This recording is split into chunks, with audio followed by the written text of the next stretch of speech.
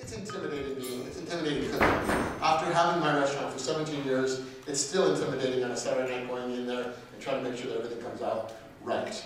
It's a challenge. So real quick, my name is Raphael Mineta. I'm the chef owner of JiRaffe restaurant in Santa Monica. I opened it with my closest friend, Josiah Citron, in 1996.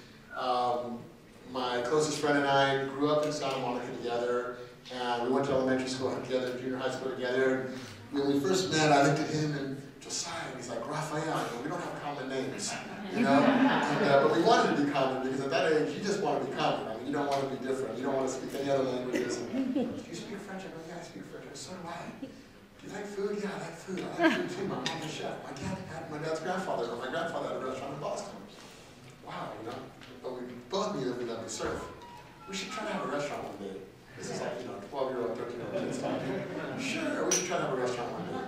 Then we're drinking iced coffee at 14 years old, having, steak and eggs at the local coffee shop, selling records to go have Thai food because Thai food was just so full of robust flavors, and we enjoyed it, and we enjoyed food. But this just seems to work pretty well right now in the winter time. I was thinking Valentine's Day. I was thinking it was cold last week, so I thought that it would be nice to do something like this and make it a tight little dish, and make it taste good. Sure, it is a little bit rich, but grapes, cheese, bread, potatoes, Madeira with the grapes, a little crunchy bread, heart of palm salad, tarragon, mustard, fresh cut pepper. I think it's pretty good. Filet of beef right here. I'm taking pepper that we use, which is basically green, black, pink peppercorns, coriander, and white pepper. So it's a pretty aggressive mix of peppers, but for a piece of meat, I think it works very well. And because we're going to make a pan sauce, on your recipe card, it calls for a Madeira reduction. We're not going to make the full Madeira reduction, but if you are ambitious and you want to do it, you make a veal stock or you make a roasted chicken sauce, the side you want to present is the side you cook down first. This side looks good. I always like to use stainless steel, cast iron, something that can hold the heat.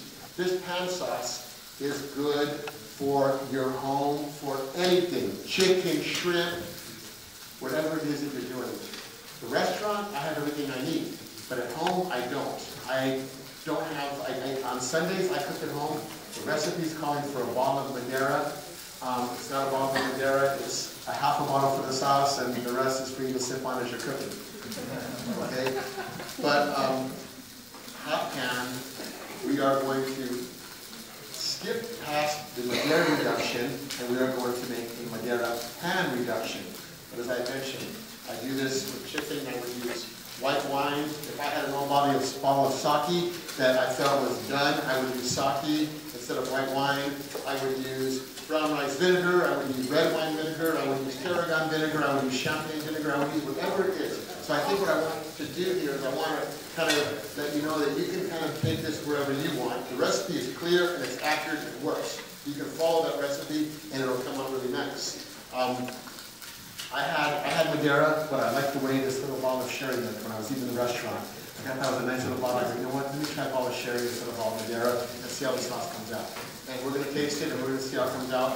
There's one version of it right there. You're going to taste it. The one that you're going to taste is not quite as fine as this will be because it's for, we're making a lot. But meat gets nice and brown. Now at this point, I'll turn the pan, the heat down a little bit because, and ultimately for a pan sauce, I would like to have 2 or 3 pieces of meat in here. I'm just doing 1, so I'm not going to get the same caramelization in the pan that I would like to achieve. If it was 4 pieces of chicken or if it was 4 pieces of beef, that I would really be able to get a better sauce. Someone in the last demo said, why are you using this pan and not this pan? Well, the first 3 demos I use this pan, but for 1 piece of meat, it wasn't working out. I mean, it was fine, but I want to try to show you what it is we're trying to get with this pan sauce. So we're going to start the pan sauce. When the meat comes out, we're going to start the pan sauce with some shallots and some garlic. Then we're going to move into a little sherry vinegar. After the sherry vinegar reduces, I would like to add a little bit of maple syrup. I think a little bit of maple syrup. The dairy is going to be sweet, okay? The dairy is going to be sweet, but the maple syrup is going to kind of give us a little bit of a shortcut. It's going to take us ahead, and that recipe that you have is a 2.5-hour reduction. Okay? This is a 10-minute sauce. So that's why we're going to bang it out on a 10-minute sauce. And it's still going to be good. And I invite anybody to come up after the class and taste this one. Okay?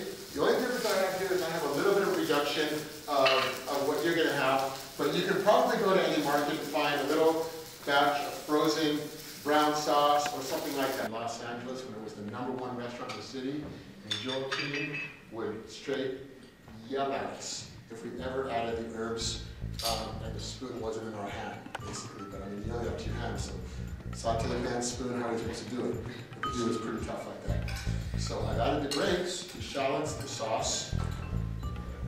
Glasses that are all foggy, but that's okay.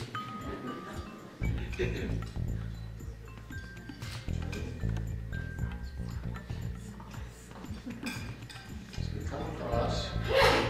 Bless you back there, you're good.